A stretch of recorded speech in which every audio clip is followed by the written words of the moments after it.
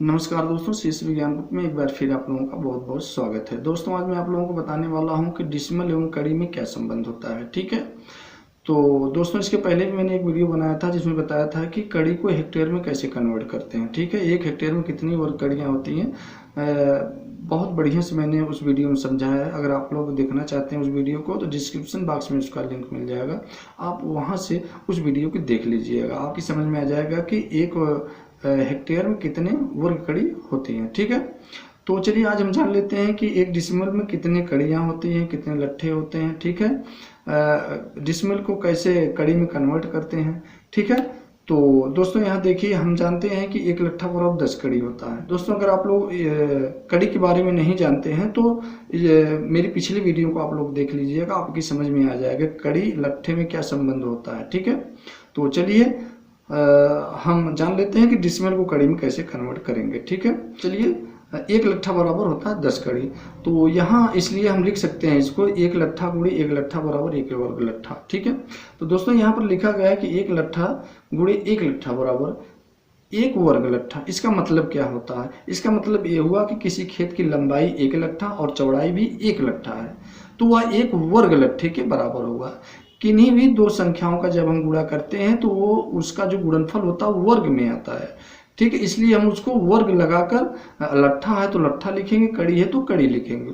ठीक, तो एक लट्ठा गुणे एक लट्ठा बराबर एक वर्ग लट्ठा। ठीक है, इसका मतलब यही हुआ कि किसी खेत की लंबाई एक लट्ठा और चौड़ाई भी एक लट्ठा, तो एक गुणे एक बराबर कितना आएगा? एक वर्ग लट्ठा। ठीक है, ये तो समझ में आएगा। ठीक है, अब दूसरी चीज यहाँ पर लिखा गया है कि 10 कड़ी गुणे 10 कड़ी। ये क्यों लिखा गया? वो भी एक वर्ग लट्ठे के बराबर है।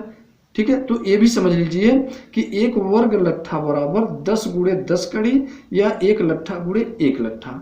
तो क्यों ऐसा होता है? तो दोस्तों यहाँ पर लिखा गया है कि एक लट्ठा बराबर 10 कड़ी, तो यहाँ एक है तो यहाँ हम 10 कड़ी भी लिख सकते हैं। एक लट्ठा है तो ये 10 कड़ी लिख सकते हैं, क्योंकि एक लट्ठा में 10 कड़ी, ये भी है एक लट्ठा में 10 कड़ी।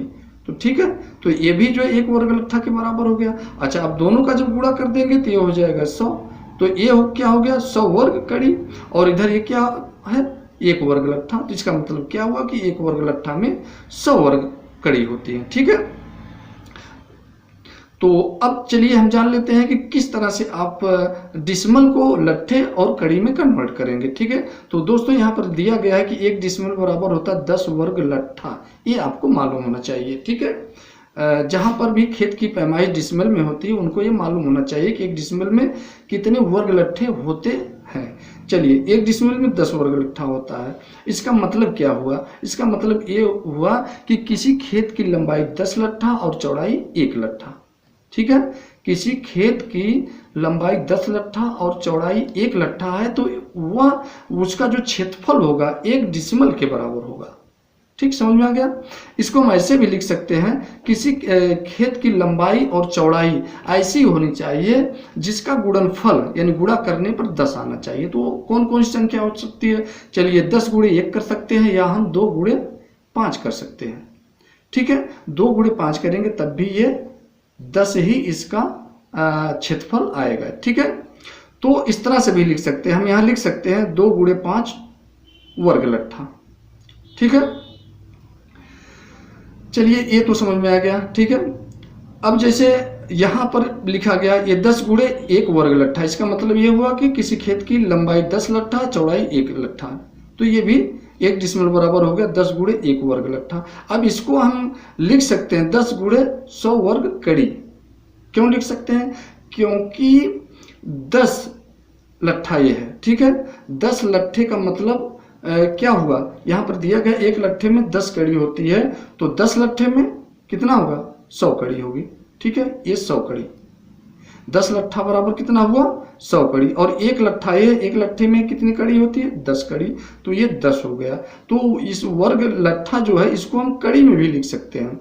ठीक है, चाहे 10 गुणे 1 वर्ग लट्ठा, इसके बराबर 10 गुणे 100 वर्ग कड़ी भी लिख सकते हैं, क्योंकि 10 लट्ठे में 100 कड़ी होगी और एक लट्ठे में 10 कड़ी। अब दोनों का जब हम गुणा कर देंगे तो कितना आ जाएगा? 1000 वर्ग कड़ी हो जाएगा। कितना आएगा? 1000 वर्ग कड़ी। तो एक डिसिमल में कितनी वर्ग कड़ी हुई? 1000 वर्ग कड़ी। तो दोस्तों इस तरह से आप डिसिमल को लट्ठे या वर्ग कड़ी में आप कन्वर्ट कर सकते हैं।